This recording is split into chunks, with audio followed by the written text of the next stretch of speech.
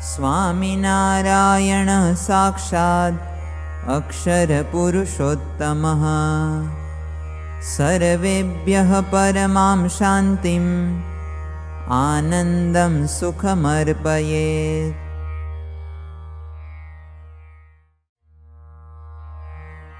देहोऽयं साधनं मुक्तेर्न भोगमात्रसाधनम्। दुर्लभो नश्वरश्चायं वारं वारं न लभ्यते।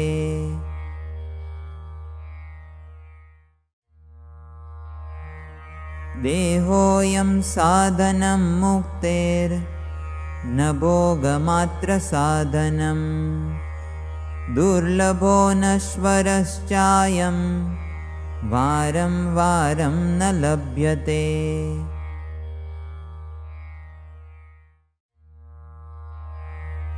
लौकिको व्यवहारस्तु देहनिर्वाहहेतुकः।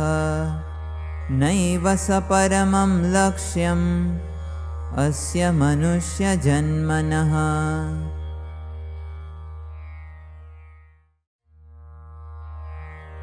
नाशाय सर्वदोषाणां ब्रह्मस्थितेरवाप्तये।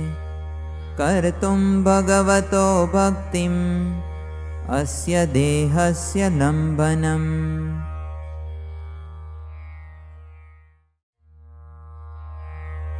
सर्वमिदं हि सत्सङ्गाल् लभ्यते निश्चितं जनैः। अतः सदैव सत्सङ्गः करणीयो मुमुक्षुभिः।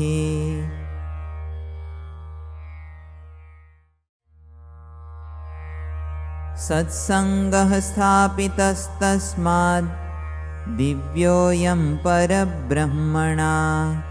स्वामिनारायणेनेह साक्षादेवावतीर्य च।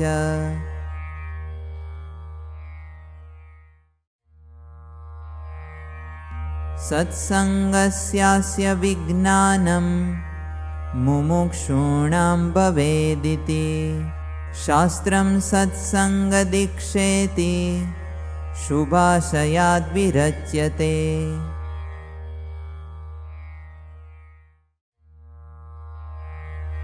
सत्यस्य स्वात्मनः सङ्गः सत्यस्य परमात्मनः। सत्यस्य च गुरोः सङ्गः सच्छास्त्राणां तथैव च।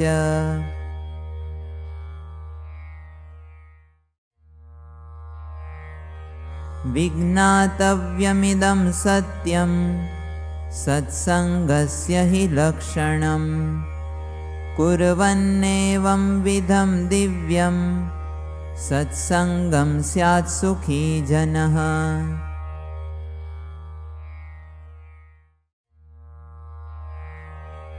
दीक्षेति दृढसङ्कल्पः सश्रद्धं निश्चयोचलः।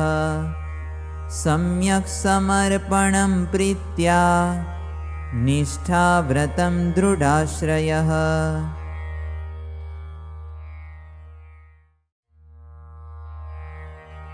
शास्त्रेऽस्मिन् ज्ञापिता स्पष्टम् आग्नोपासनपद्धतिः। परमात्मपरब्रह्म सहजानन्ददर्शिता।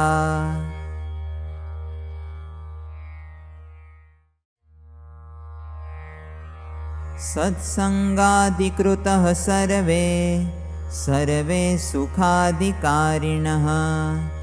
सर्वेर्हा ब्रह्मविद्यायां नार्यश्चैव नरास्तथा।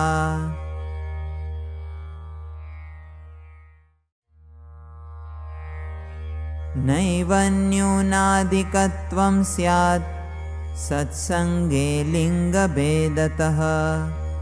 स्वस्वमर्यादया सर्वे भक्त्या मुक्तिं समाप्नुयुः।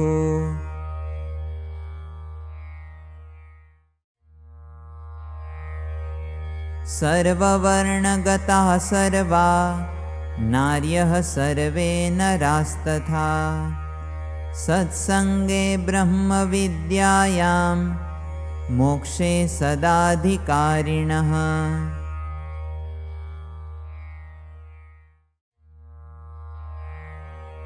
न न्यूनाधिकता कार्या वर्णाधारेण कर्हिचित् त्यक्त्वा स्ववर्णमानं च सेवा कार्यामिथः समैः।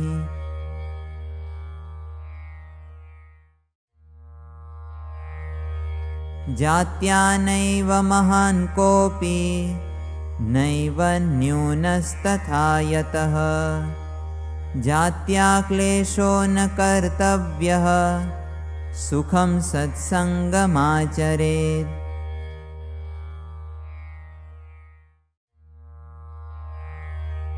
सर्वेऽधिकारिणो मोक्षे गृहिणस्त्यागिनोऽपि च न न्यूनाधिकता तत्र सर्वे भक्ता यतः प्रभोः।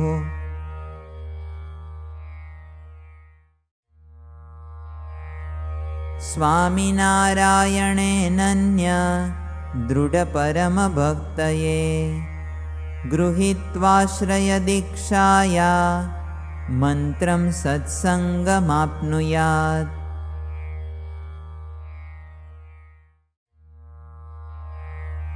धन्योऽस्मि पूर्णकामोऽस्मि निष्पापो निर्भयः सुखी अक्षरगुरुयोगेन स्वामिनारायणाश्रयात्।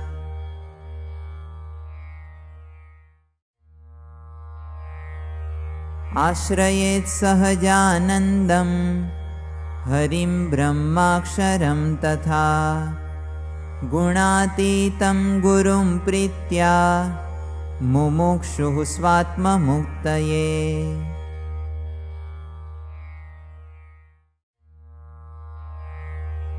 काष्ठजां द्विगुणां मालां कण्ठे सदैव धारयेत् सत्सङ्गं हि समाश्रित्य सत्सङ्गनियमांस्तथा।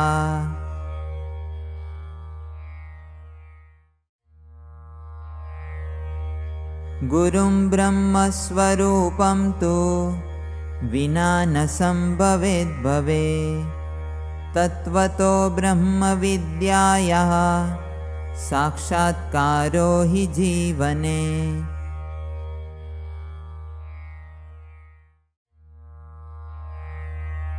सर्वं दुर्व्यसनं त्याज्यं सर्वैः सत्सङ्गिभिः सदा अनेकरोगदुःखानां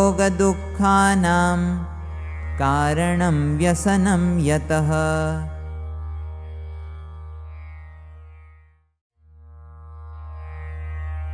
सर्वं दुर्व्यसनं त्याज्यं सर्वैः सत्सङ्गिभिः सदा अनेकरोगदुःखानां कारणं व्यसनं यतः।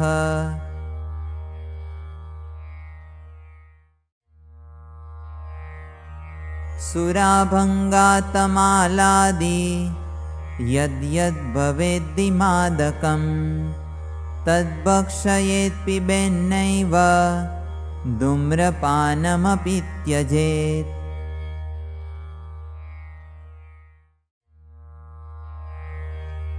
परित्याज्यं सदा द्यूतं सर्वैः सर्वप्रकारकं त्यक्तव्यो व्यभिचारश्च नारीभिः पुरुषैस्तथा।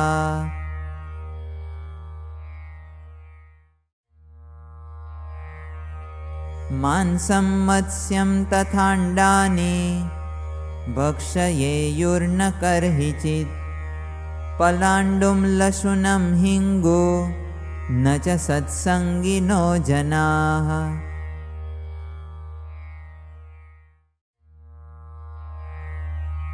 पातव्यं गालितं पेयं जलं दुग्धादिकं तथा खाद्यं पानमशुद्धं यद् गृह्णीयाद्वस्तु तन्नहि।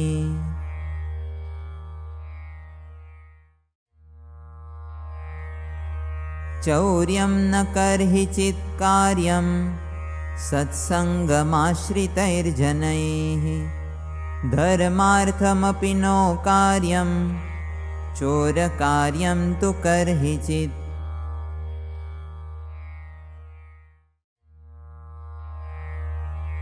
नैवान्यस्वामिकं ग्राह्यं तदनुज्ञां विना स्वयं। पुष्पफलाद्यपि वस्तु सूक्ष्मचौर्यं तदुच्यते।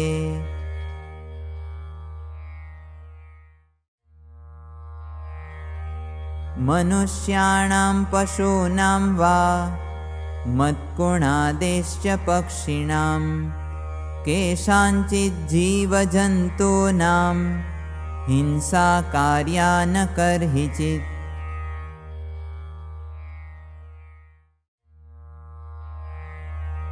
अहिंसा परमो धर्मो हिंसात्वधर्मरूपिणी। श्रुतिस्मृत्यादिशास्त्रेषु स्फुटमेवं प्रकीर्तितम्।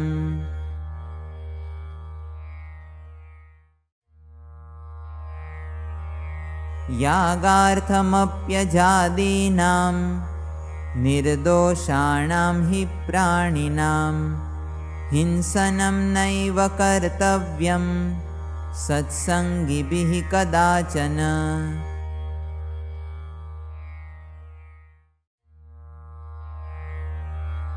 यागादिके च कर्तव्ये सिद्धान्तं साम्प्रदायिकम् अनुसृत्य हि कर्तव्यं हिंसारहितमेव तत्।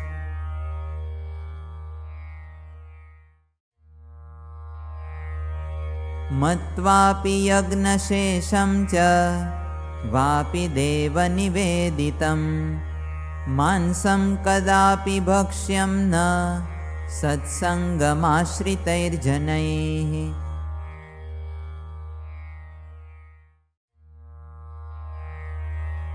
कस्यापि ताडनं नैव करणीयं कदाचन अपशब्दापमानादि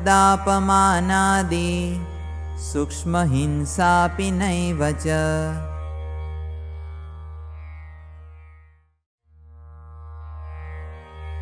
सत्ताकीर्तिधनद्रव्य स्त्रीपुरुषादिकाप्तये मानेर्ष्याक्रोधतश्चापि हिंसां नैव समाचरेत्।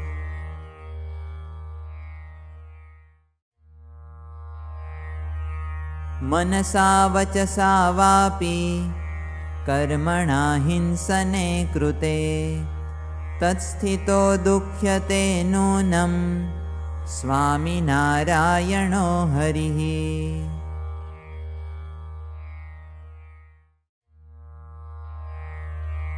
आत्मघातोऽपि हिंसैव न कार्योतः कदाचन पतनगलबन्धाद्यैर्विषभक्षादिभिस्तथा।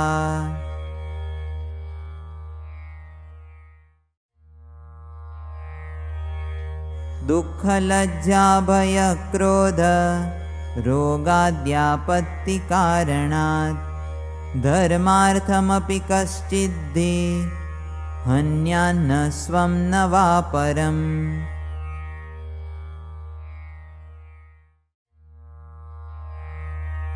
तीर्थेऽपि नैव कर्तव्य आत्मघातो मुमुक्षुभिः नैवापि मोक्षपुण्याप्ति भावात् कार्यः स तत्र च।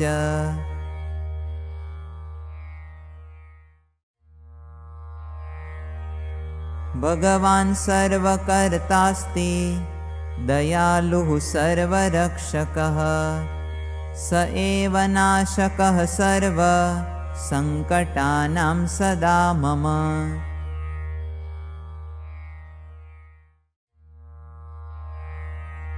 भगवान् कुरुते यद्धि हितार्थमेव तत्सदा प्रारब्धं मे तदिच्छैव स एव तारको मम।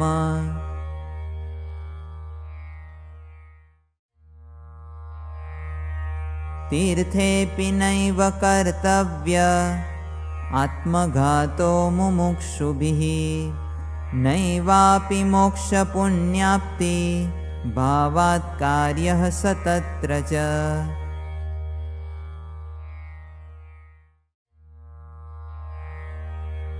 भगवान् सर्वकर्तास्ति दयालुः सर्वरक्षकः स एव नाशकः सर्व संकटानां सदा मम।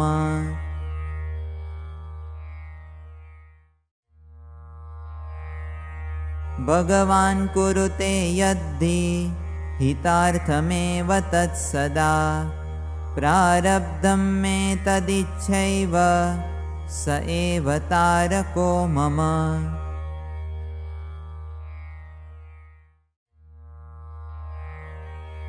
नूनं नङ्क्षन्ति मे विघ्नाः पापदोषाश्च दुर्गुणाः नूनं प्राप्स्याम्यहं शान्तिम् आनन्दं परमं सुखम्।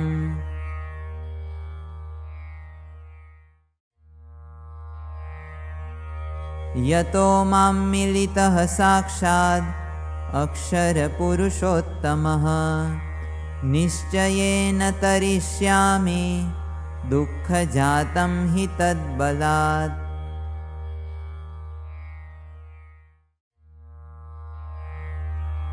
विचार्यैवं बलं रक्षेत् नाश्रितो निर्बलो भवेत् आनन्दितो भवेन्नित्यं भगवद्बलवैभवात्।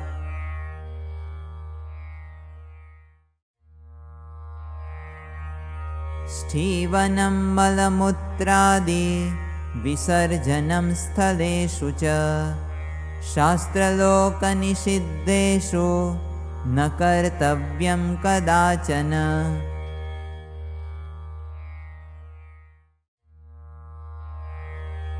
शुद्धिः सर्वविधा पाल्या बाह्या चाभ्यन्तरा सदा शुद्धिप्रियः प्रसीदेच्च शुद्धिमतिजने हरिः।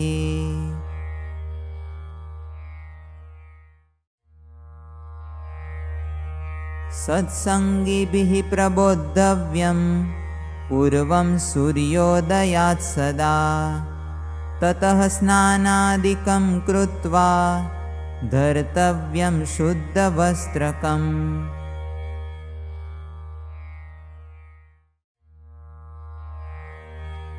पूर्वस्यामुत्तरस्यां वा दिशि कृत्वा मुखं ततः शुद्धासनोपविष्टः सन् नित्यपूजां समाचरेत्।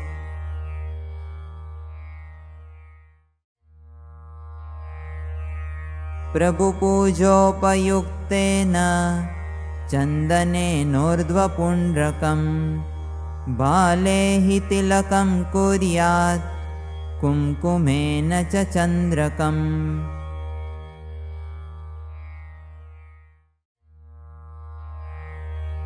पुरसि हस्तयोश्चन्द्रं तिलकं चन्दनेन च स्वामिनारायणं मन्त्रं जपन् कुर्यात् गुरुं स्मरन्।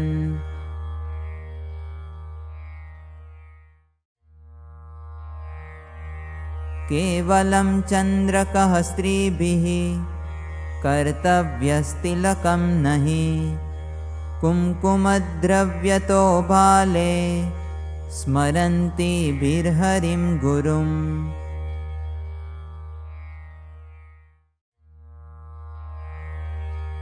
ततः पूजाधिकाराय भक्तः सत्सङ्गमाश्रितः कुर्यादात्मविचारं च प्रतापं चिन्तयन् हरेः।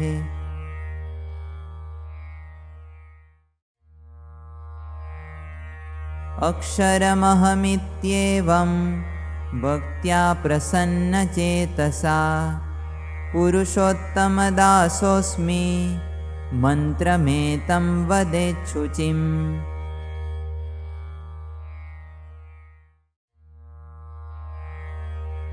अक्षरब्रह्मरूपत्वं स्वस्यात्मनि विभावयेत् कुर्याच्च मानसीं पूजां शान्त एकाग्रचेतसा।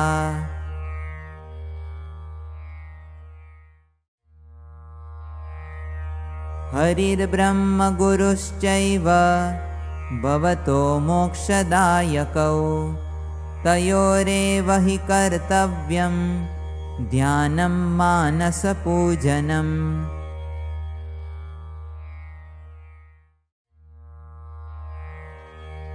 स्थापयेच्चित्रमूर्तिश्च शुचिवस्त्रोपरि ततः दर्शनं स्याद्यथा सम्यक् तथा हि भक्तिभावतः।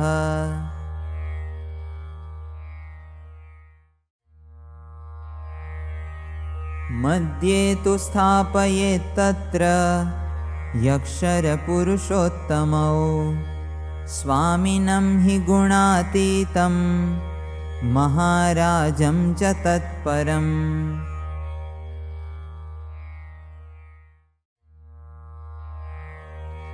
प्रमुखस्वामिपर्यन्तं प्रत्येकगुरुमूर्तयः प्रस्थाप्यः सेवितानां च प्रत्यक्षं मूर्तयः स्वयम्।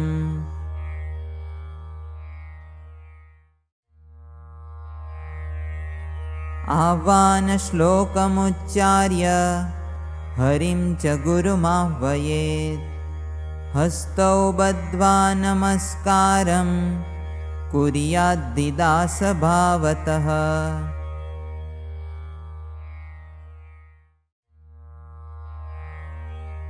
उत्तिष्ठ सहजानन्द श्रीहरे पुरुषोत्तम गुणातीताक्षरब्रह्मन् उत्तिष्ठ कृपया गुरो।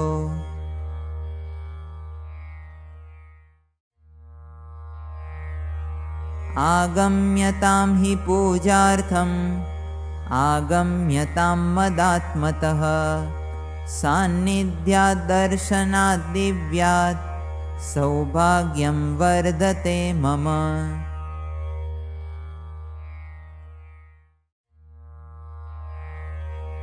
मालामावर्तयेद्मन्त्रं स्वामिनारायणं जपन् महिम्ना दर्शनं कुर्वन् मूर्तीनां स्थिरचेतसा।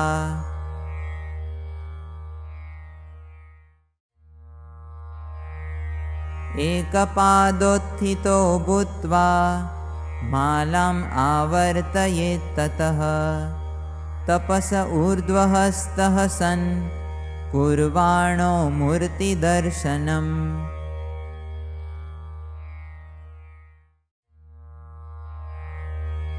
ततः सञ्चिन्तयन् कुर्याद् अक्षरपुरुषोत्तमं व्यापकं सर्वकेन्द्रं च प्रतिमानां प्रदक्षिणाः।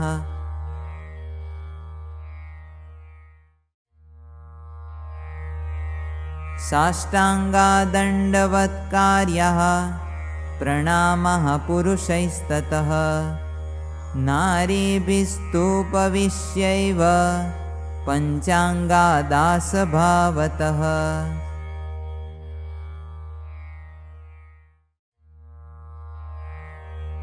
प्रणामो दण्डवच्चैकः क्षमायाचनपूर्वकं भक्तद्रोहनिवारार्थं कार्योऽधिको हि प्रत्यहम्।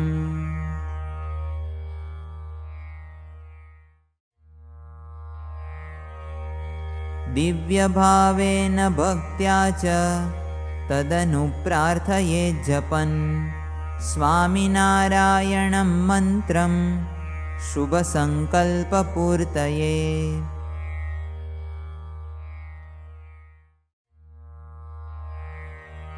भक्तितः पूजयित्वैवम् अक्षरपुरुषोत्तमं पुनरागममन्त्रेण प्रस्थापयेन्निजात्मनि।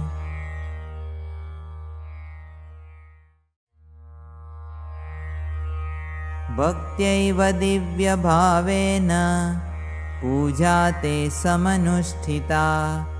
गच्छाथ त्वं मदात्मानम् अक्षरपुरुषोत्तम।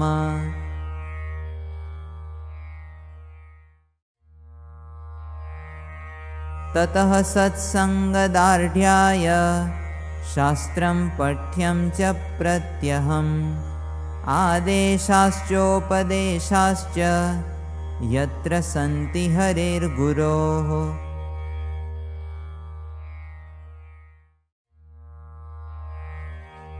तदनुप्रणमेद्भक्तान् आदरान्नम्रभावतः।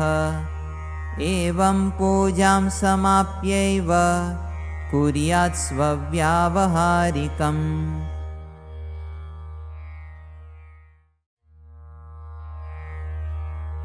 भोज्यं नैव न पेयं वा विना पूजां जलादिकम्। प्रवासगमने चापि पूजां नैव परित्यजेत्।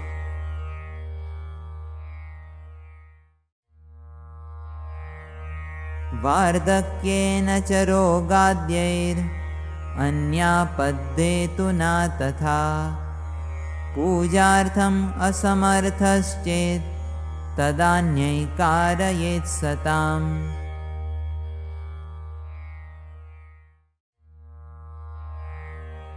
स्वीयपूजा स्वतन्त्रा तु सर्वैरक्ष्या गृहे पृथक्। जन्मनो दिवसादेव पूजा ग्राह्या स्वसन्ततेः।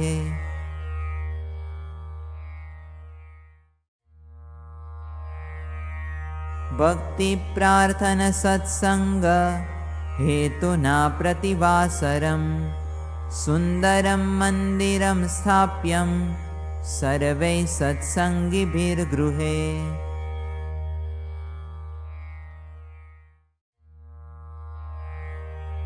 प्रस्थाप्यो विधिवत् तस्मिन् अक्षरपुरुषोत्तमौ।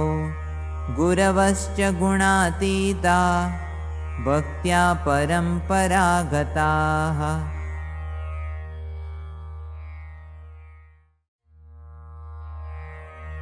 प्रातः प्रतिदिनं सायं सर्वैः सत्सङ्गिभिर्जनैः आरार्तिक्यं विधातव्यं सस्तुतिगृहमन्दिरे।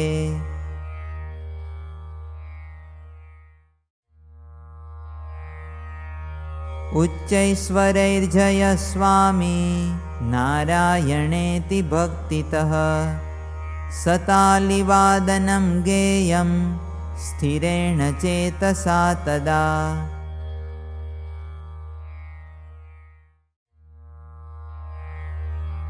यैव रसवती पक्वा मन्दिरे तां निवेदयेत्।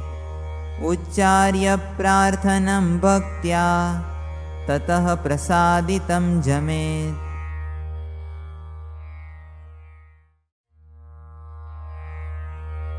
हरये नर्प्य नग्राह्यम् अन्नफलजलादिकं। शुद्धौ शङ्कितमन्नादि नाद्यान्नेशे निवेदयेत्।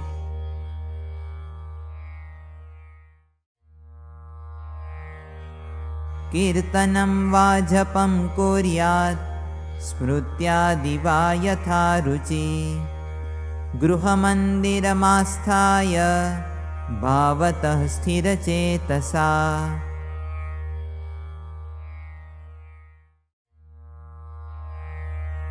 सम्भूय प्रत्यहंकार्या गृहसभा गृहस्थितैः। कर्तव्यं भजनं गोष्ठिः शास्त्रपाठादि तत्र च।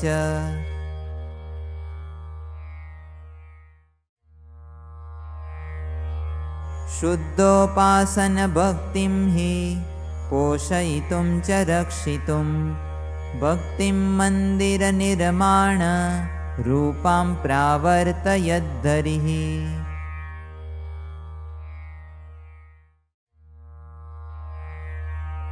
तथैवाज्ञापयामास सेवार्थं हरिणा सह तस्य चोत्तमभक्तस्य तस्यैवैवाक्षरस्य च।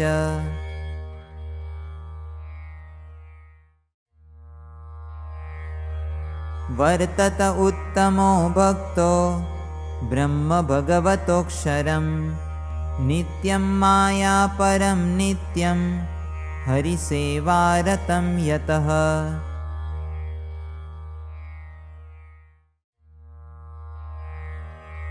मन्दिराणां हि निर्माणं तदाज्ञामनुसृत्य च दिव्यानां क्रियते भक्त्या सर्वकल्याणहेतुना।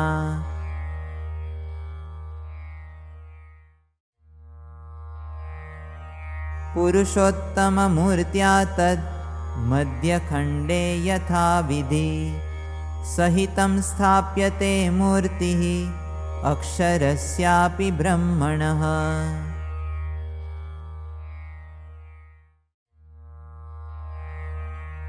एवमेव गृहाद्येषु कृतेषु मन्दिरेष्वपि मध्ये प्रस्थाप्यते नित्यं साक्षरः पुरुषोत्तमः।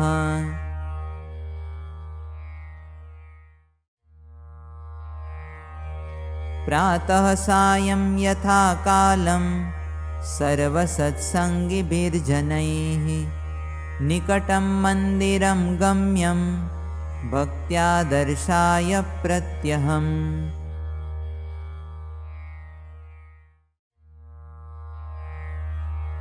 यथा स्वधर्मरक्षा स्यात् तथैव वस्त्रधारणं सत्सङ्गि नरनारीभिः करणीयं हि सर्वदा।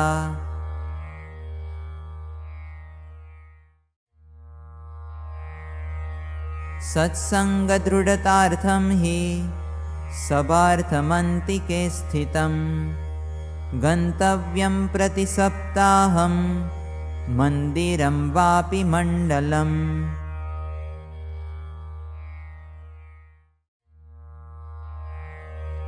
स्वामिनारायणः साक्षात् अक्षराधिपतिर्हरिः परमात्मा परब्रह्म भगवान् पुरुषोत्तमः।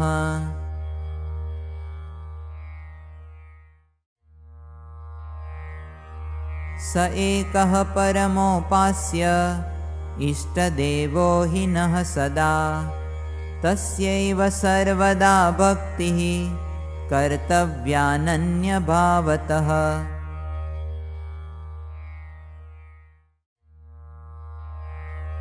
साक्षात् ब्रह्माक्षरं स्वामी गुणातीतः सनातनं तस्य परम्पराद्यापि ब्रह्माक्षरस्य राजते।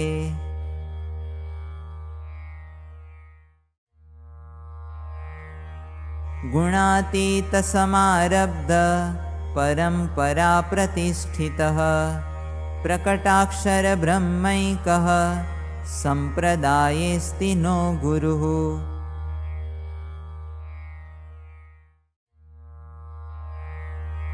एक एवेष्टदेवो नः एक एव गुरुस्तथा एकश्चैवापि सिद्धान्त एवं नः एकता सदा।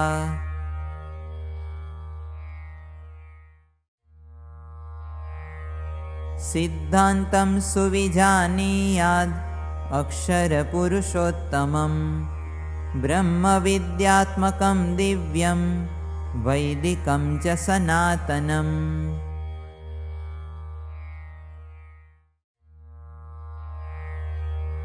जीवस्तथेश्वरश्चैव माया ब्रह्माक्षरं तथा परब्रह्मेति तत्त्वानि भिन्नानि पञ्च सर्वदा।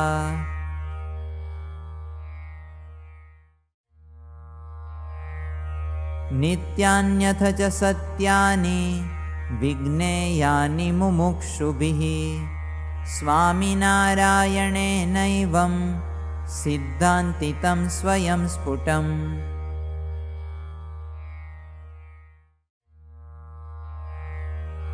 तेषु मायापरौ नित्यम् अक्षरपुरुषोत्तमौ जीवानामीश्वराणां च मुक्तिस्तद्योगतो भवेत्।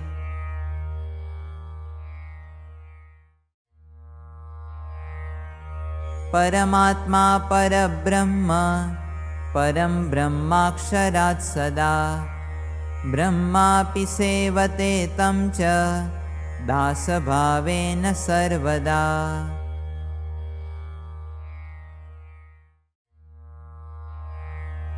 सर्वकर्ता च साकारः सर्वोपरि सदा हरिः मुमुक्षूणां विमोक्षाय प्रकटो वर्तते सदा।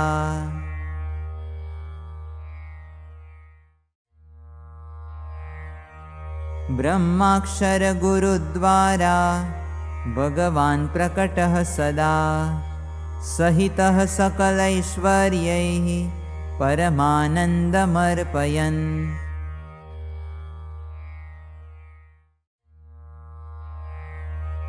प्रीतिः कार्यात्मबुद्धिश्च ब्रह्माक्षरे गुरौ दृढा प्रत्यक्षभगवद्भावात् सेव्यो ध्येयः स भक्तितः।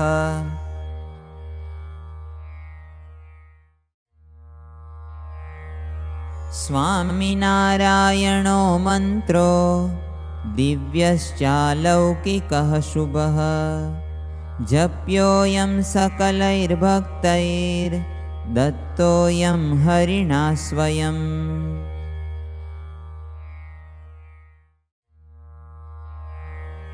अक्षरं ब्रह्म विज्ञेयं मन्त्रे स्वामीति शब्दतः नारायणेति शब्देन तत्परः पुरुषोत्तमः।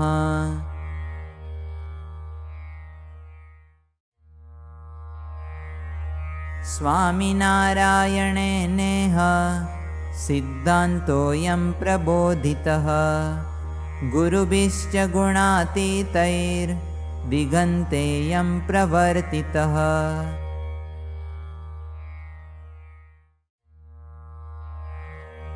यज्ञपुरुषदासेन स्थापितो मूर्तिमत्तया गुरुचरित्रग्रन्थेषु पुनरयं दृढायितः।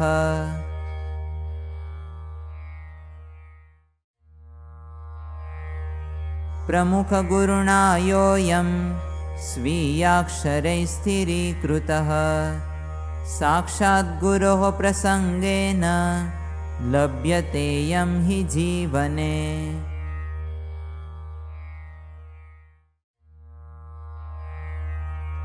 अयमेव स सिद्धान्तो मुक्तिप्रदः सनातनः उच्यते दर्शनं दिव्यम् अक्षरपुरुषोत्तमम्।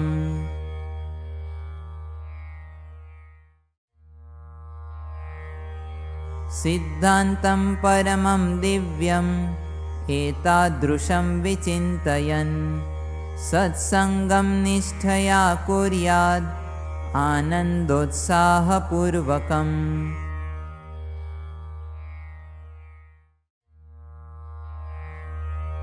निजात्मानं ब्रह्मरूपं देहत्रयविलक्षणं विभाव्योपासनं कार्यं सदैव परब्रह्मणः।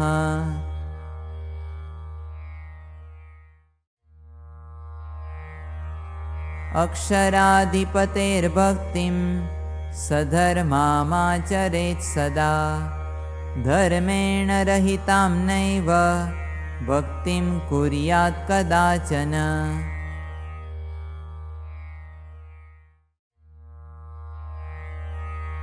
भक्तिं वाग्ज्ञानमालम्ब्य नैवाधर्मं चरेज्जनः अपि पर्वविशेषं वा लम्ब्य नाधर्ममाचरेत्।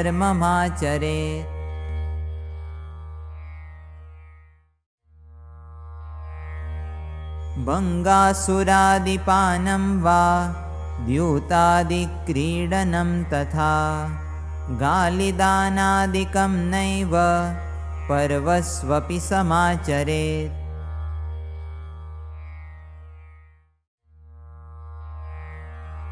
परस्माद् ब्रह्मणोऽन्यस्मिन् अक्षराद् ब्रह्मणस्तथा प्रीत्यभावो हि वैराग्यम् अङ्गं भक्तेः सहायकम्।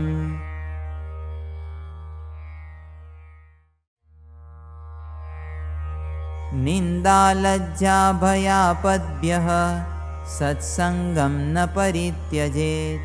स्वामिनारायणं देवं तद्भक्तिं कर्हि चिद्गुरुम्।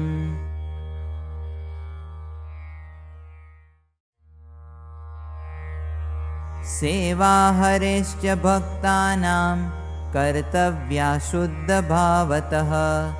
महद्भाग्यं ममास्तीति मत्वा स्वमोक्षहेतुना।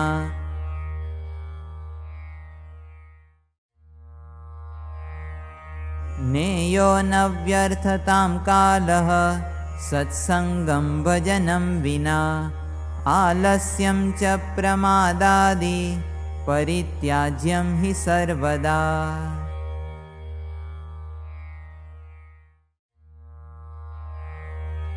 कुर्याद्धि भजनं कुर्वन् क्रिया आज्ञानुसारतः। क्रियाबन्धः क्रियाभारः क्रियामानस्ततो नहि।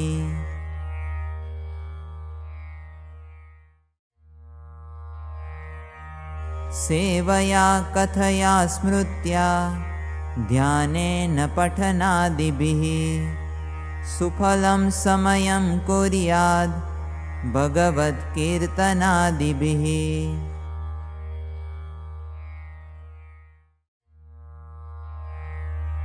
स्वदुर्गुणान् अपाकर्तुं सम्प्राप्तुं सद्गुणांस्तथा सत्सङ्गाश्रयणं कार्यं स्वस्य परममुक्तये।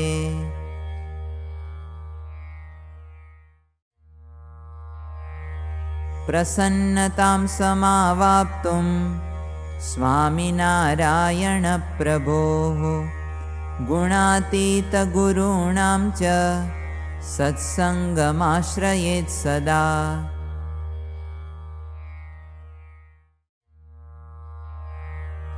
अहो इहैव नः प्राप्ता वक्षरपुरुषोत्तमौ तत्प्राप्तिगौरवान्नित्यं सत्सङ्गानन्दमाप्नुयात्।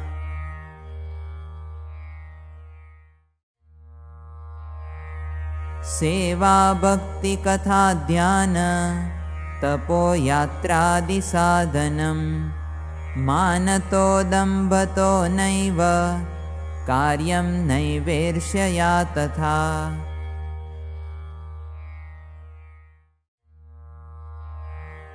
स्पर्धया द्वेषतो नैव न लौकिकफलेच्छया श्रद्धया शुद्धभावेन कार्यं प्रसन्नता धिया।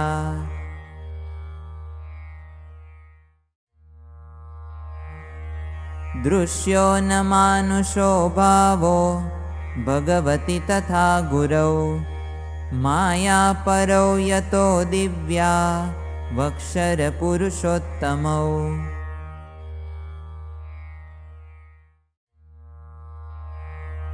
विश्वासः सुदृढीकार्यो भगवति तथा गुरौ निर्बलत्वं परित्याज्यं धार्यं धैर्यं हरेर्बलम्।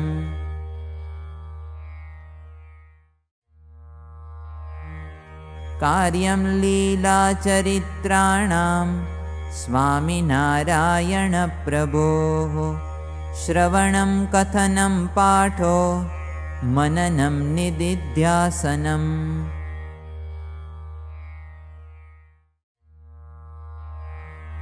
प्रसङ्गः परया प्रीत्या ब्रह्माक्षरगुरोः सदा कर्तव्यो दिव्यभावेन प्रत्यक्षस्य मुमुक्षुभिः।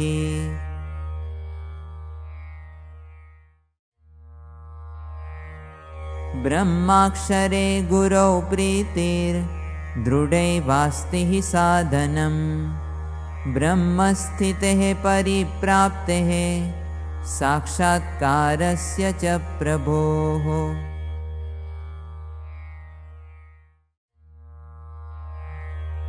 ब्रह्मगुणसमावाप्त्यै परब्रह्मानुभूतये ब्रह्मगुरोः प्रसङ्गानां कर्तव्यं मननं सदा।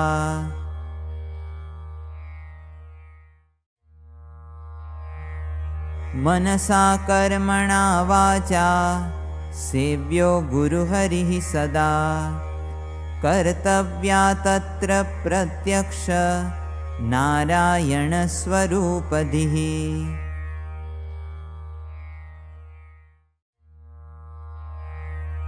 शृणुयान्न वदेन्नापि वार्तां हीनां बलेन च बलपूर्णां सदा कुर्याद् वार्तां सत्सङ्गमास्थितः।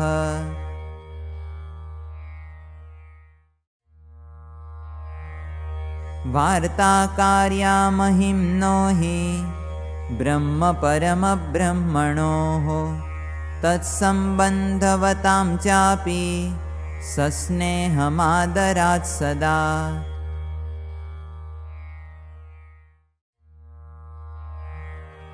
सत्सङ्गिषु सुहृद्भावो दिव्यभावस्तथैव च अक्षरब्रह्मभावश्च विधातव्यो मुमुक्षुणा।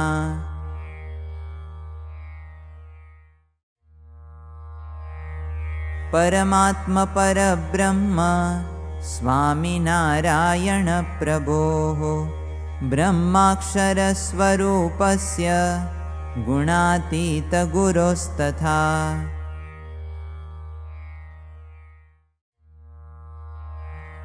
तदर्पितस्य दिव्यस्य सिद्धान्तस्य च सर्वदा भक्तानां तच्छ्रितानां च पक्षो ग्राह्यो विवेकतः।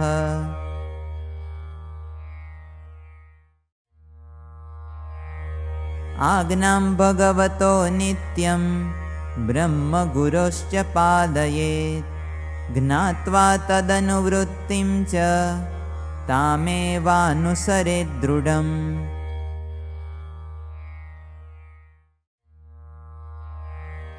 तदाज्ञां पालयेत् सद्य आलस्यादिविहाय च सानन्दोत्साहमाहात्म्यं तत्प्रसादधिया सदा।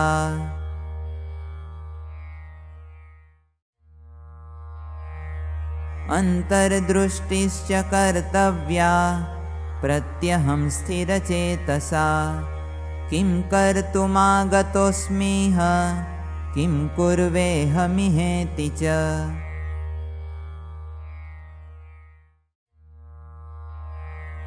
सम्प्राप्याक्षररूपत्वं भजेयं पुरुषोत्तमं प्रत्यहं चिन्तये देवं स्वीयलक्ष्यमतन्द्रितः।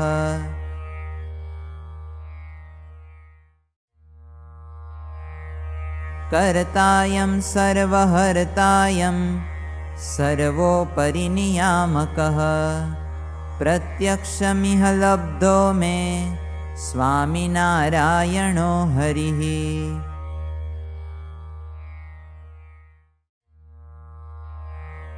अत एवास्मि धन्योऽहं परमभाग्यवानहं कृतार्थश्चैव निःशङ्को निश्चिन्तोऽस्मि सदा सुखी।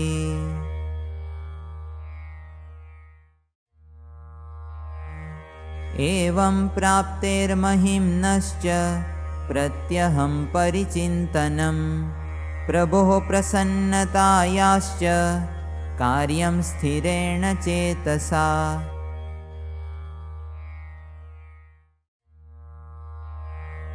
देहत्रयत्र्यवस्थातो ज्ञात्वा भेदं गुणत्रयात् स्वात्मनो ब्रह्मणैकत्वं प्रतिदिनं विभावयेत्।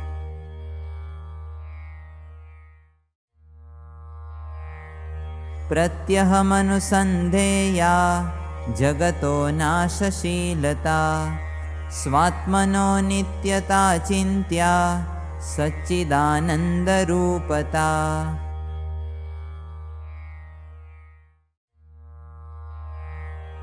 भूतं यच्च भवद्यच्च यदेवाग्रे भविष्यति सर्वं तन्मे हितायैव स्वामिनारायणेच्छया।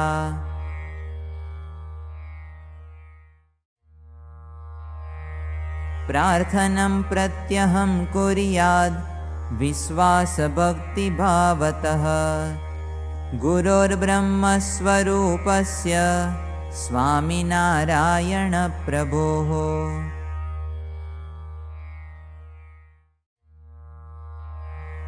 मानेर्ष्या कामक्रोधादि दोषावेगो भवेत्तदा अक्षरमहमित्यादि शान्तमना विचिन्तयेत्।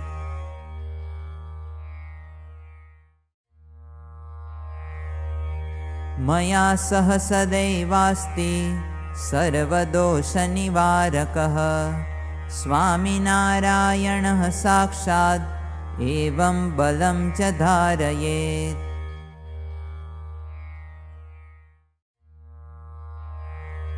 स्वधर्मं पालयेन्नित्यं परधर्मं परित्यजेत् स्वधर्मो भगवद्गुर्वोराज्ञायाः परिपालनम्।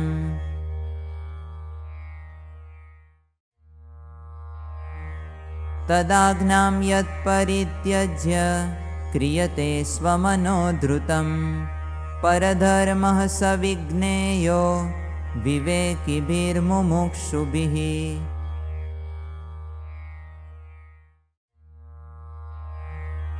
सत्सङ्गनियमाद्यद्धि विरुद्धं धर्मलोपकं फलदमपि नाचर्यं भवेद्यद्भक्तिबाधकम्।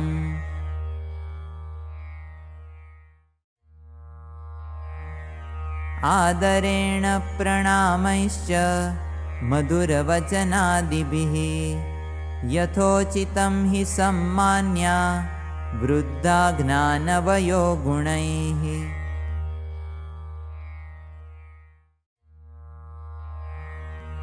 सदैवादरणीया हि विद्वद्वरिष्ठशिक्षकाः यथाशक्ति च सत्कार्यः साधुवादादिकर्मणा।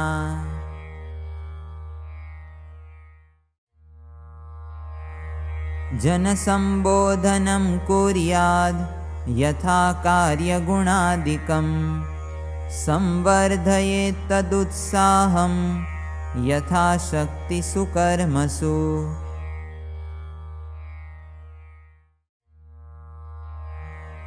सत्यां वदेद् हितां चैव वदेद् वाणीं प्रियां तथा मिथ्यारोप्योपवादो न कस्मिंश्चित् कर्हिचिज्जने।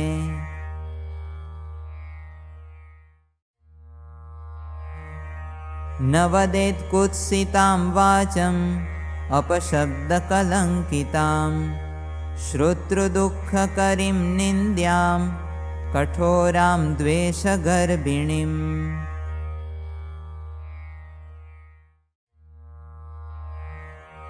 असत्यं न वदेत् क्वापि वदेत् सत्यं हितावहं सत्यमपि वदेन्नैव यत् स्यादन्याहितावहम्।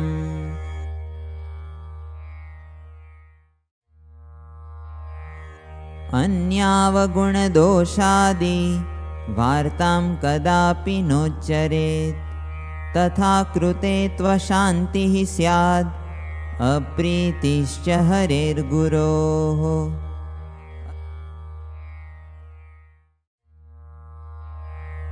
अत्यन्तावश्यके नूनं परिशुद्धेन भावतः। सत्यप्रोक्तौ न दोषः स्याद् अधिकारवतां पुरः।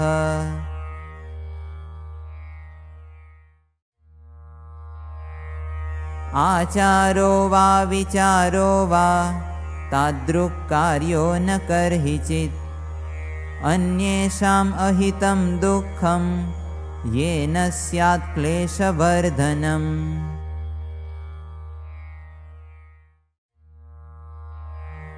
सुहृद्भावेन भक्तानां शुभगुणगणान् स्मरेत्। न ग्राह्योऽवगुणस्तेषां द्रोहः कार्यो न सर्वथा।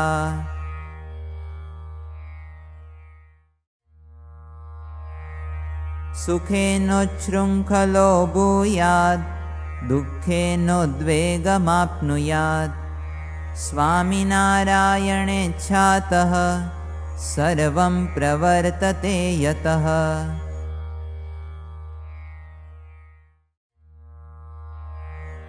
विवादः कलहो वापि नैव कार्यः कदाचन।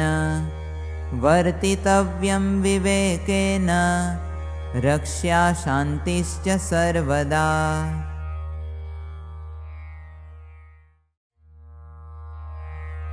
वचने वर्तने क्वापि विचारे लेखने तथा। कठोरतां भजेन्नैव जनः कोऽपि कदाचन।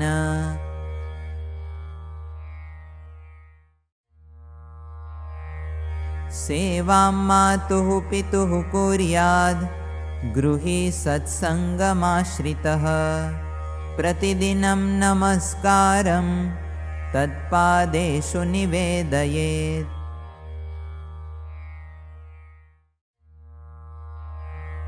स्वशुरः पितृवत् सेव्यो वद्वा स्वश्रुश्च मातृवत्। स्वपुत्रीवत् स्नुषा पाल्या स्वश्रापि स्वशुरेण च।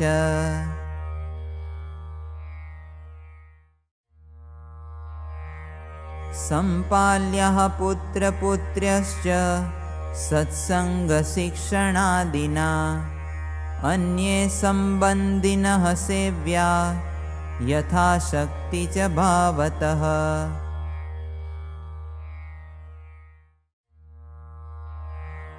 गृहे हि मधुरां वाणीं वदेद्वाचं त्यजेत् कटुं।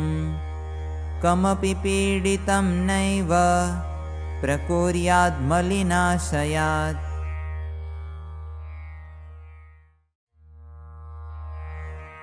मिलित्वा भोजनं कार्यं गृहस्थैः स्वगृहे मुदा। अतिथिर्हि यथाशक्ति सम्भाव्य आगतो गृहम्।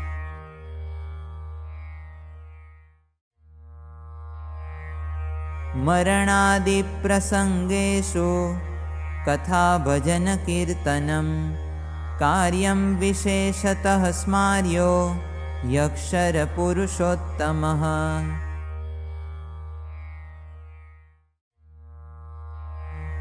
पुत्री पुत्रात्मिका स्वस्य संस्कार्या सन्ततिः सदा। सत्सङ्गदिव्यसिद्धान्तैः सदाचारैश्च सद्गुणैः।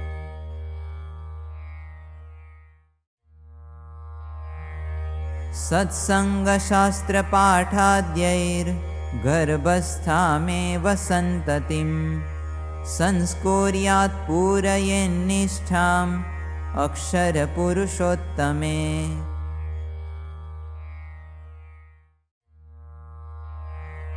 स्वीयपत्नीतराभिस्तु रहसि वसनं सह। आपत्कालं विना क्वापि न कुर्युर्गृहिणो नराः।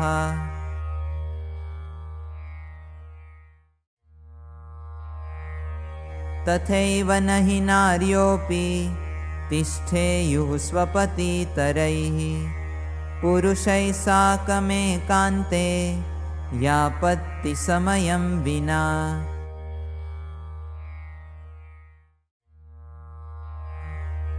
नरः समीपसम्बन्धहीनां स्त्रियं स्पृशेन्नहि नैव स्पृशेत् तथा नारी तादृशं पुरुषान्तरम्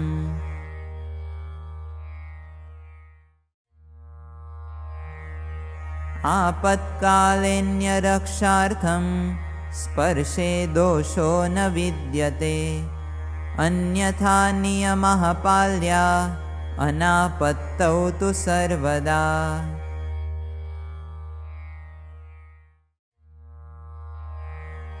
अश्लीलं यत्र दृश्यं स्यात् धर्मसंस्कारनाशकं नाटकचलचित्रादि तन्न पश्येत् कदाचन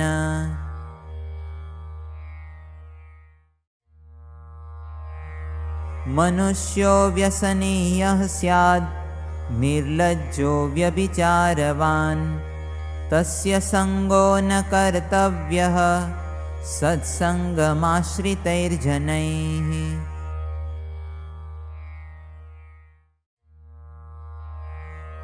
संगश्चारित्र्यहीनायाः करणीयो न हि स्त्रियाः स्त्रीभिः स्वधर्मरक्षार्थं पाल्याश्च नियमा दृढम्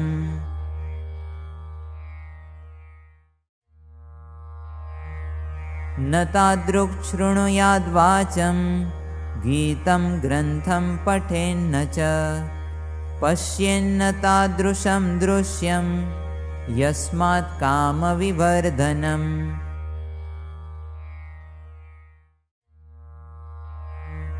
धनद्रव्यधरादीनां सदा दानप्रदानयोः नियमालेखसाक्ष्यादेः पालनीया अवश्यतः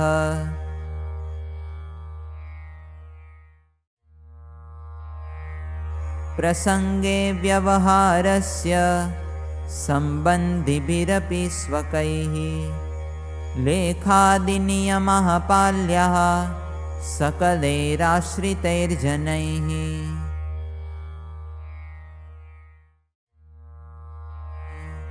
न कार्यो व्यवहारश्च दुष्टैर्जनैः सह क्वचित् दीनजनेषु भाव्यं च सत्सङ्गिभिर्दयान्वितैः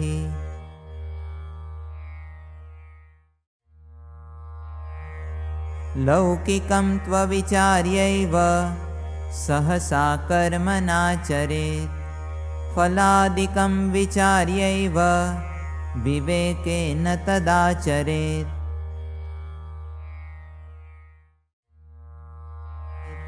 लुञ्चा कदापि न ग्राह्या कैश्चिदपि जनैरिह नैव कार्यो व्ययो व्यर्थः कार्यः स्वायानुसारतः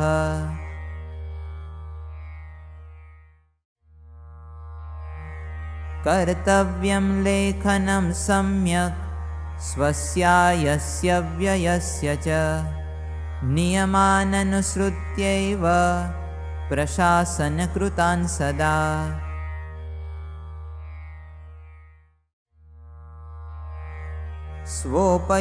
स्वोपयोगानुसारेण प्रकुर्यात् संग्रहं गृही अन्नद्रव्यधनादीनां कालशक्त्यनुसारतः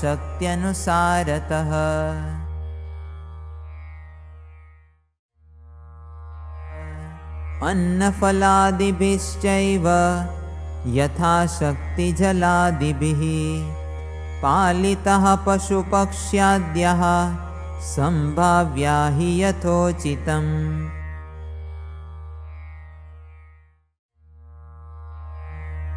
धनद्रव्यधरादीनां प्रदानादानयोः पुनः विश्वासहननं नैव कार्यं न कपटं तथा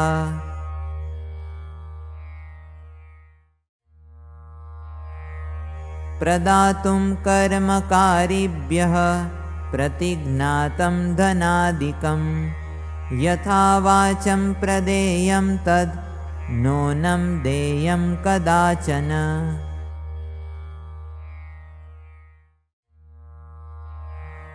स्वायाद्दिदशमो भागो विंशोऽथवा स्वशक्तितः अर्प्यः सेवाप्रसादार्थं स्वामिनारायणप्रभोः।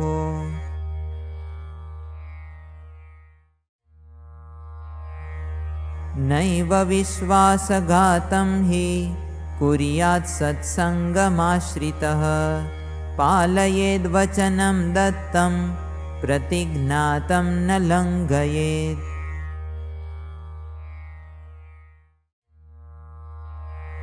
आपत्काले तु सम्प्राप्ते स्वीयवासस्थले तदा तं देशं हि परित्यज्य स्थेयं देशान्तरे सुखम्।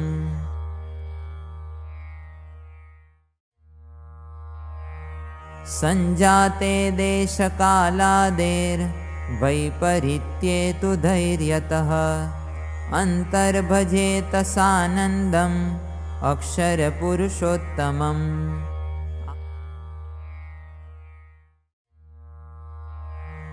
कार्यं बालैश्च बालाभिर्बाल्याद्विद्याभिप्रापणम् दुराचारः कुसङ्गश्च त्याज्यानि व्यसनानि च।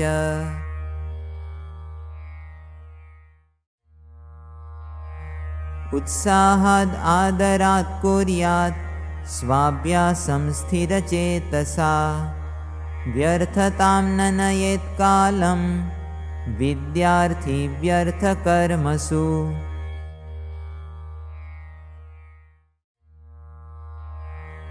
बाल्यादेव दृढीकुर्यात् सेवा विनम्रतादिकं निर्बलतां भयं चापि नैव गच्छेत् कदाचन।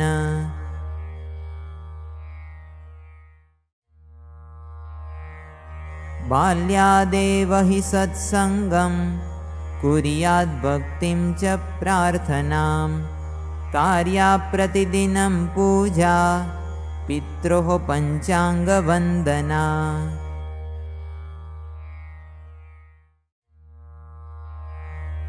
विशेषसंयमः पाल्यः कौमार्ये यौवने तथा अयोग्यस्पर्शदृश्याद्यास्त्याज्याः शक्तिविनाशकाः।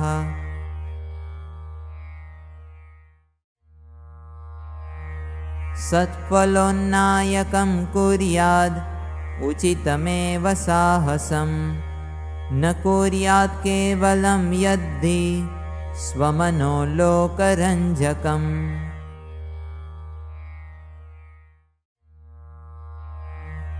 नियतोद्यमकर्तव्ये नालस्यम् आप्नुयात् क्वचित् श्रद्धां प्रीतिं हरौ कुर्यात् पूजां सत्सङ्गमन्वहम्।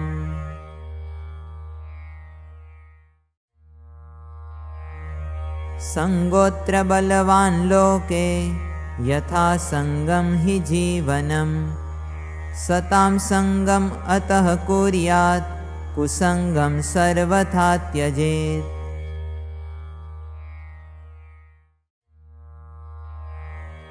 कामासक्तो भवेद्यो हि कृतघ्नो लोकवञ्चकः पाखण्डी कपटी यश्च तस्य सङ्गं परित्यजेत्।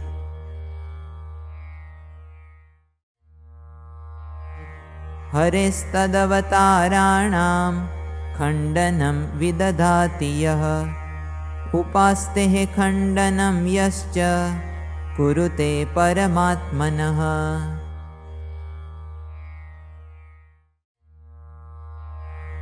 साकृतिकं परब्रह्म मनुते यो निराकृति तस्य सङ्गो न कर्तव्यस्तादृग्ग्रन्थान् पठेन्नहि।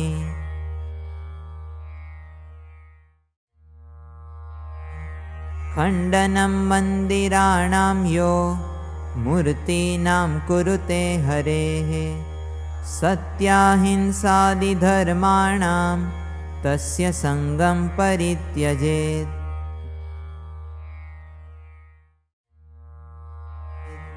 गुरुवाश्रयविरोधी यो वैदिकशास्त्रखण्डकः भक्तिमार्गविरोधी स्यात् तस्य सङ्गं न चाचरेत्।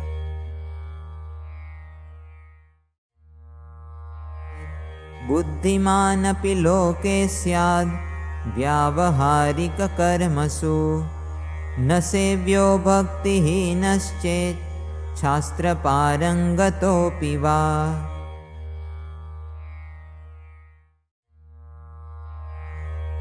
सत्सङ्गेऽपि कुसङ्गो यो ज्ञेयः सोऽपि मुमुक्षुभिः तत्सङ्गश्च न कर्तव्यो हरिभक्तैः कदाचन।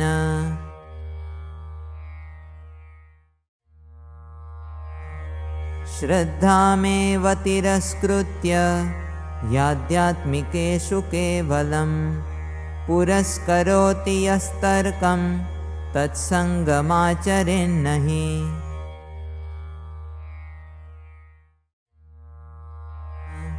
हरौ गुरौ च प्रत्यक्षे मनुष्यभावदर्शनः शिथिलो नियमे यश्च न तस्य सङ्गमाचरेत्।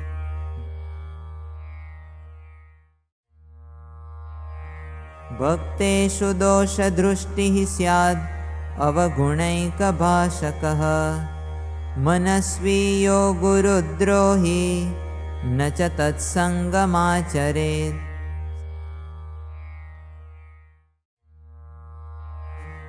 सत्कार्यनिन्दको यश्च सच्छास्त्रनिन्दको जनः सत्सङ्गनिन्दको यश्च तत्सङ्गमाचरेन्नहि।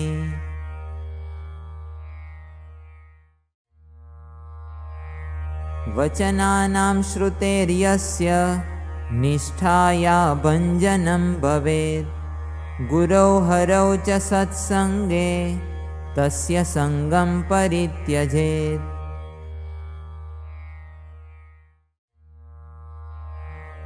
भवेद्यो दृढनिष्ठावान् अक्षरपुरुषोत्तमे दृढभक्तिर्विवेकी च कुर्यात् तत्सङ्गमादरात्।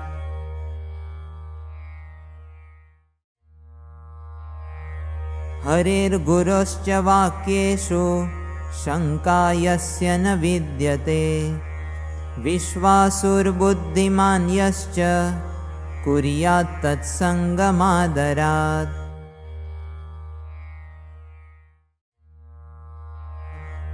आज्ञायाः पालने नित्यं सोत्साहं तत्परो दृढः निर्मानः सरलो यश्च कुर्यात् तत्सङ्गमादरात्।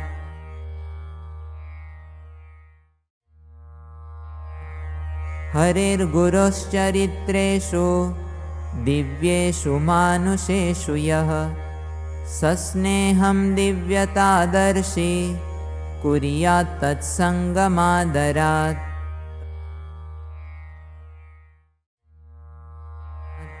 तत्परोऽन्यगुणग्राहे विमुखो दुर्गुणोक्तितः सुहृद्भावी च सत्सङ्गे कुर्यात् तत्सङ्गमादरात्।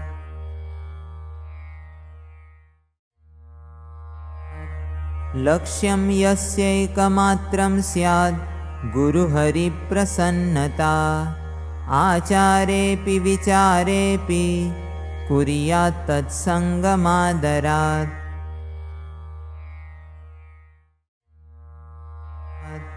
स्वसम्प्रदायग्रन्थानां यथाशक्ति यथा रुचि संस्कृते प्राकृते वापि कुर्यात् पठनपाठने।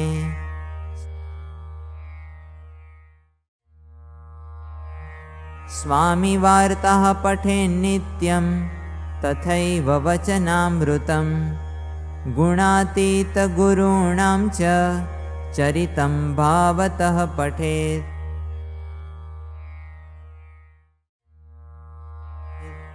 उपदेशाश्चरित्राणि स्वामिनारायणप्रभोः गुणातीतगुरूणां च सत्सङ्गिनां हि जीवनम्।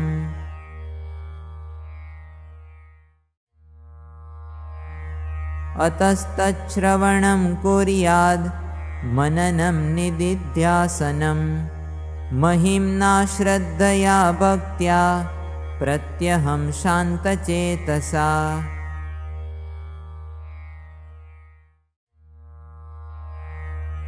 साम्प्रदायिकसिद्धान्त बाधकरं हि यद्वचः पठ्यं श्रव्यं न मन्तव्यं संशयोत्पादकं च यत्।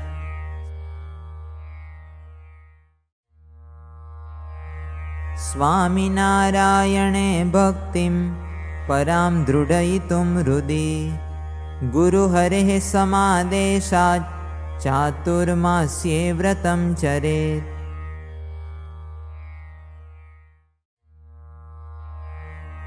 चान्द्रायणोपवासादिर्मन्त्रजपः प्रदक्षिणाः कथाश्रुतिर्दण्डवच्च प्रणामा अधिकास्तदा।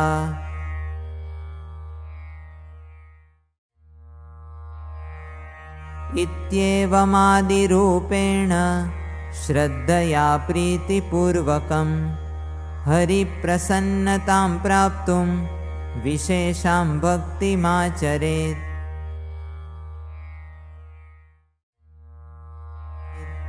सम्प्रदायस्य शास्त्राणां पठनं पाठनं तदा यथा रुचि यथा शक्ति कुर्याद् नियमपूर्वकम्।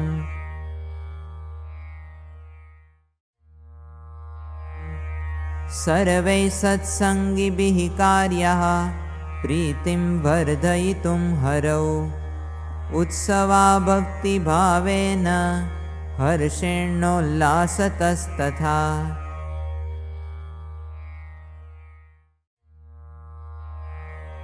जन्ममहोत्सवानित्यं स्वामिनारायणप्रभोः ब्रह्माक्षरगुरूणां च कर्तव्या भक्तिभावतः।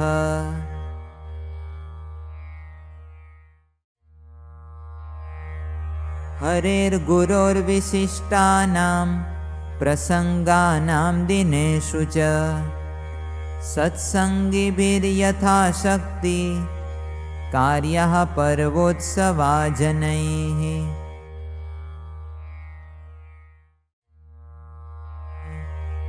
सवाद्यं कीर्तनं कार्यं पर्वोत्सवेषु भक्तितः महिम्नश्च कथावार्ता करणीया विशेषतः।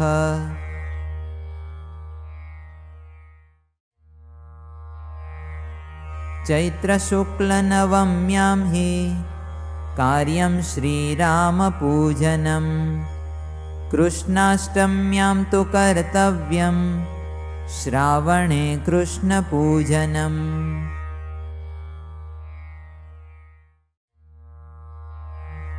शिवरात्रौ हि कर्तव्यं पूजनं शङ्करस्य च गणेशं भाद्रशुक्लायां चतुर्थ्यां पूजयेत् तथा।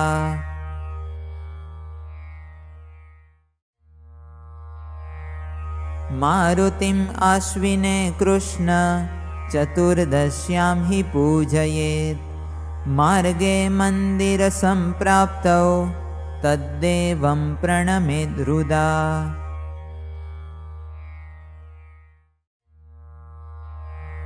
स्वामिनारायणे नेह स्वयं यद्धि प्रसादितं गुरुभिश्चाक्षरब्रह्म स्वरूपैर्यत्प्रसादितम्।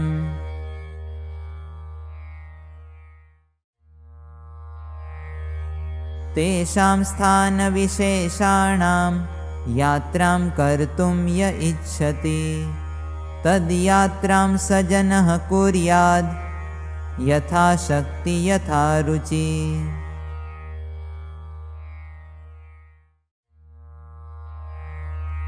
अयोध्यां मथुरां काशीं केदारं बदरीं व्रजेत् रामेश्वरादितीर्थं च यथाशक्ति यथा रुचि।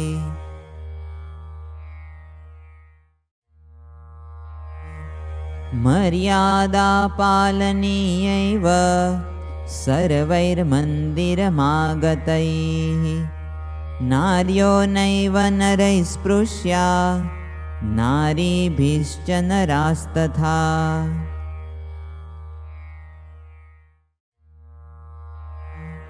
नियममनुसृत्यैव सत्सङ्गस्य तु मन्दिरे वस्त्राणि परिधेयानि स्त्रीभिः पुंभिश्च सर्वदा।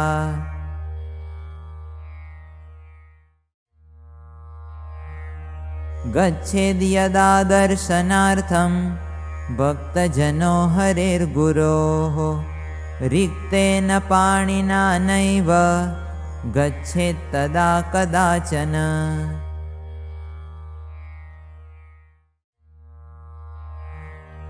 आदित्यचन्द्रयोर्ग्राह काले सत्सङ्गिभिः समैः परित्यज्य क्रियाः सर्वाः कर्तव्यं भजनं हरेः।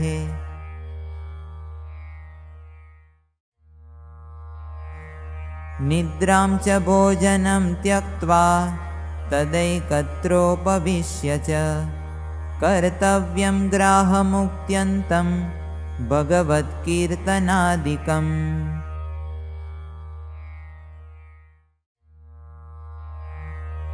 ग्राहमुक्तो सवस्त्रं हि कार्यं स्नानं समैर्जनैः त्यागिभिश्च हरिः पूज्यो देयं दानं गृहस्थितैः।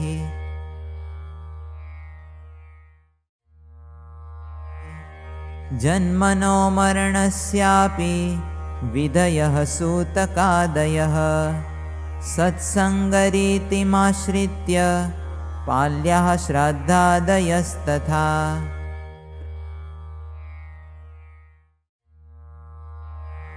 प्रायश्चित्तमनुष्ठेयं जाते त्वयोग्यवर्तने परमात्मप्रसादार्थं शुद्धेन भावतस्तदा।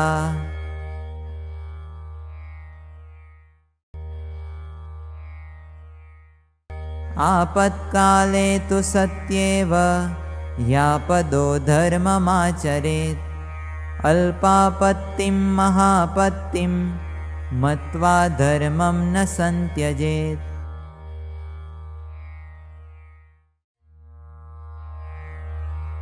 आपत्तौ कष्टदायां तु रक्षा स्वस्य परस्य च यथैव स्यात् तथा कार्यं रक्षता भगवद्बलम्।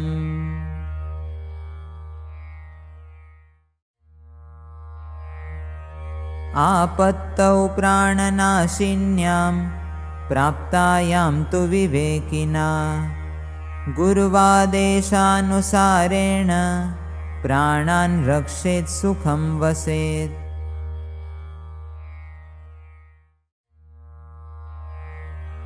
सत्सङ्गरीतिमाश्रित्य गुरुवादेशानुसारतः परिशुद्धेन भावेन सर्वैः सत्सङ्गिभिर्जनैः।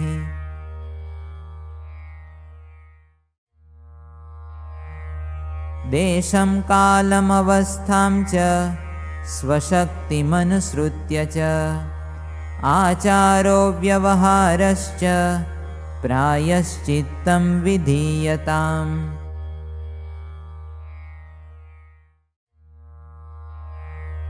जीवनम् उन्नतिं याति धर्मनियमपालनात् अन्यश्चापि सदाचार पालने प्रेरितो भवेत्।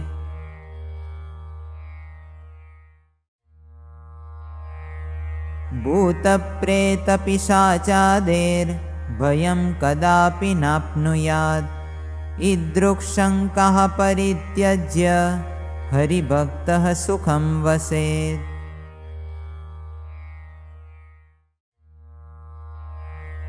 शुभाशुभप्रसङ्गेषु महिमसहितं जनः पवित्रां सहजानन्द नामावलिं पठेत् तथा।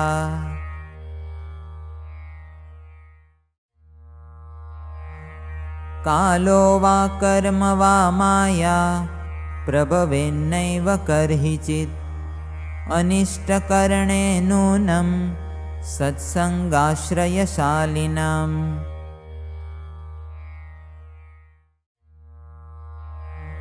अयोग्यविषयाश्चैवम् अयोग्यव्यसनानि च आशङ्काः सम्परित्याज्याः सत्सङ्गमाश्रितैः सदा।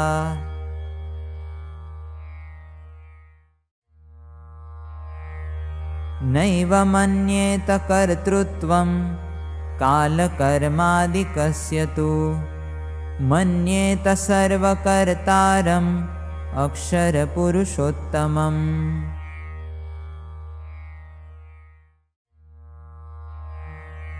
विपत्तिषु धरेद्धैर्यं प्रार्थनं यत्नमाचरेत्। भजेत दृढविश्वासम् अक्षरपुरुषोत्तमे।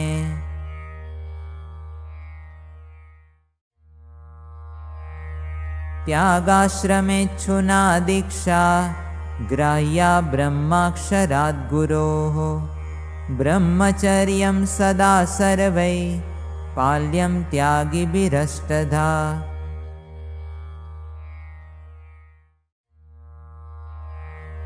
धनं तु त्यागिभिस्त्याज्यं रक्ष्यं स्वीयतया न च। स्पृश्यं नैवापि वित्तं च त्यागिभिस्तु कदाचन।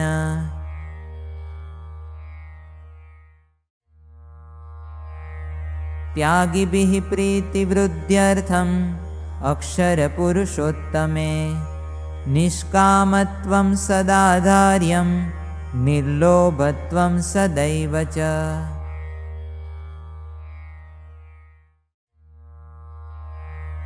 निस्वादत्वं सदाधार्यं निस्नेहत्वं तथैव च। निर्मानत्वं सदाधार्यं अन्ये च त्यागिनो गुणाः।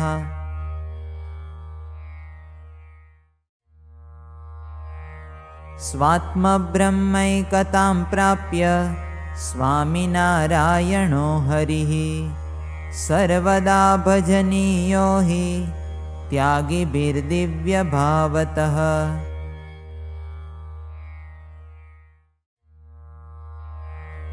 त्यागो न केवलं त्यागो भक्तिमयस्त्वयं। परित्यागो ययं प्राप्तुम् अक्षरपुरुषोत्तमम्।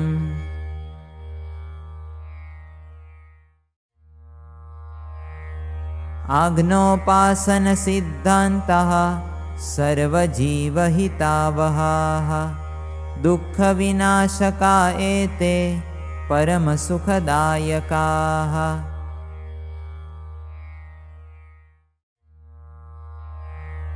एतच्छास्त्रानुसारेण यः प्रीत्या श्रद्धया जनः आग्नोपासनयोर्दार्ढ्यं प्रकुर्यात् स्वस्य जीवने।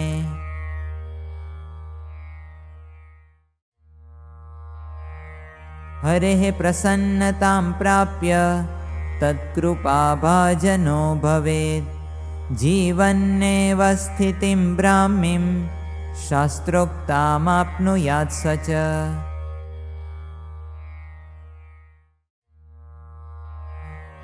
धर्मैकान्तिकसंसिद्धिम् आप्नुते दिव्यमक्षरम्। शाश्वतं भगवद्धाम मुक्तिमात्यन्तिकीं सुखम्।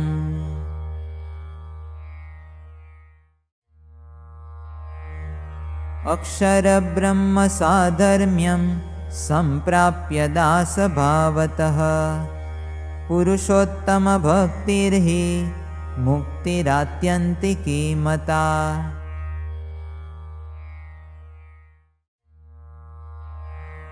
संक्षिप्यात्र कृतं एवम् आग्नोपासनवर्णनं तद्विस्तरं विजानीयात् साम्प्रदायिकशास्त्रतः।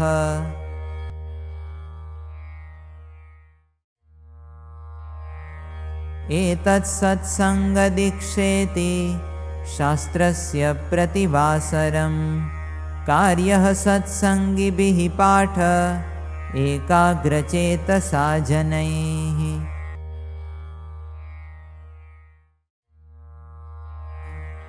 पठने चासमर्थैस्तु श्रव्यं तत्प्रीतिपूर्वकम् आचरितुं च कर्तव्यः प्रयत्नः श्रद्धया तथा।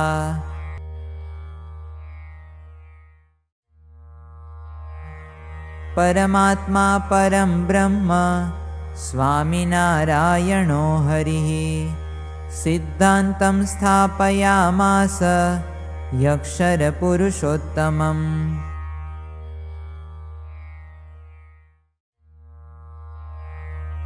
गुरवश्च गुणातीताश्चक्रुस्तस्य प्रवर्तनं विरचितमिदं शास्त्रं तत्सिद्धान्तानुसारतः।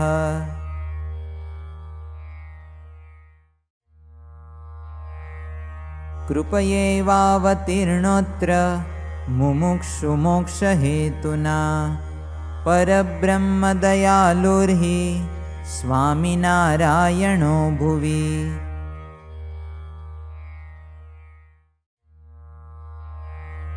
सकलाश्रितभक्तानां योगक्षेमौ तथावहत् व्यधात् सद्विविधं श्रेय आमुष्मिकं तथैहिकम्।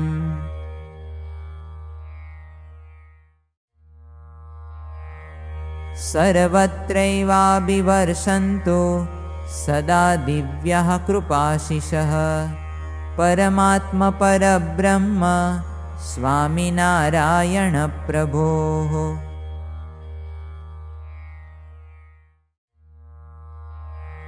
सर्वेषां सर्वदुःखानि तापत्रयमुपद्रवाः क्लेशास्तथा विनश्येयुरज्ञानं संशयाभयम्।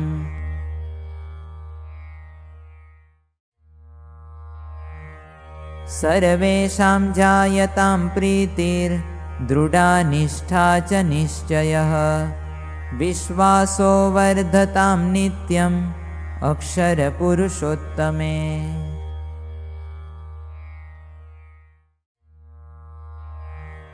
भवन्तु बलिनः सर्वे भक्ताश्च धर्मपालने आप्नुयुः सहजानन्द परात्मनः प्रसन्नताम्।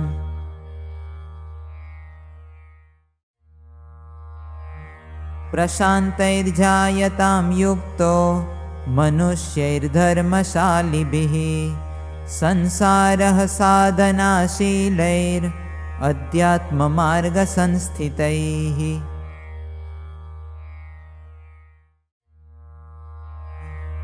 ऐक्यं मिथः सुहृद्भावो मैत्री कारुण्यमेव च सहनशीलता स्नेहः सर्वजनेषु वर्धताम्।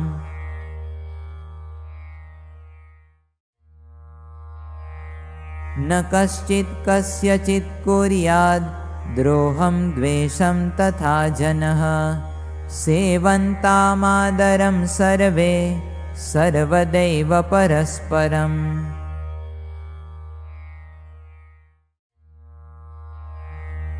भगवत्कृपया सर्वे स्वास्थ्यं निरामयं सुखं प्राप्नुवन्तु परां शान्तिं कल्याणं परमं तथा।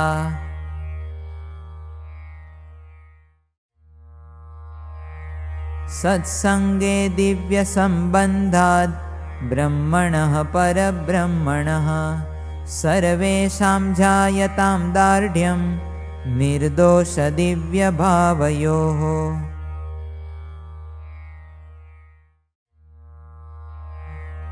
अक्षररूपतां सर्वे सम्प्राप्य स्वात्मनि जनाः प्राप्नुयुः सहजानन्दे भक्तिं हि पुरुषोत्तमे।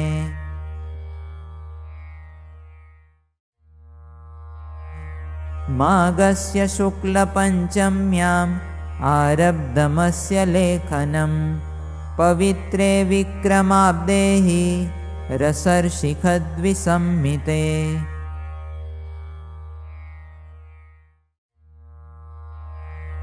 चैत्रशुक्लनवम्यां च स्वामिनारायणप्रभोः तच्च सम्पूर्णतां प्राप्तं दिव्यजन्ममहोत्सवे।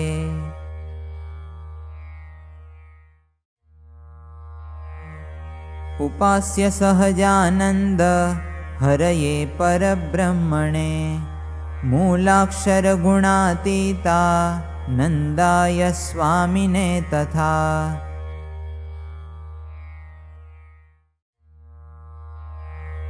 भगतजी महाराज साक्षात् विज्ञानमूर्तये यज्ञपुरुषदासाय सत्यसिद्धान्तरक्षिणे।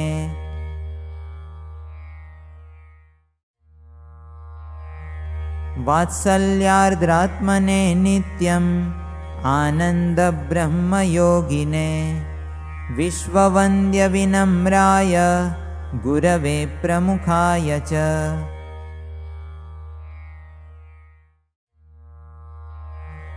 अञ्जलिः शास्त्ररूपोऽयं सानन्दं भक्तिभावतः अर्प्यते प्रमुखस्वामी जन्मशताब्दिपर्वणि।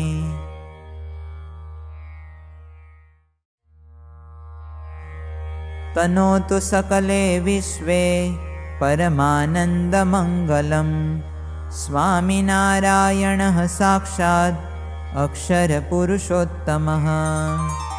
इति परब्रह्म स्वामिनारायण प्रबोधिताग्नोपासनसिद्धान्तनिरूपकं प्रकटब्रह्मस्वरूप श्रीमहन्तस्वामी महाराजैः स्वहस्ताक्षरैर्गुर्जरभाषया लिखितं महामहोपाध्यायेन साधुभद्रेशदासेन च संस्कृतश्लोकेषु निबद्धं सत्सङ्गदीक्षेति शास्त्रं सम्पूर्णम्।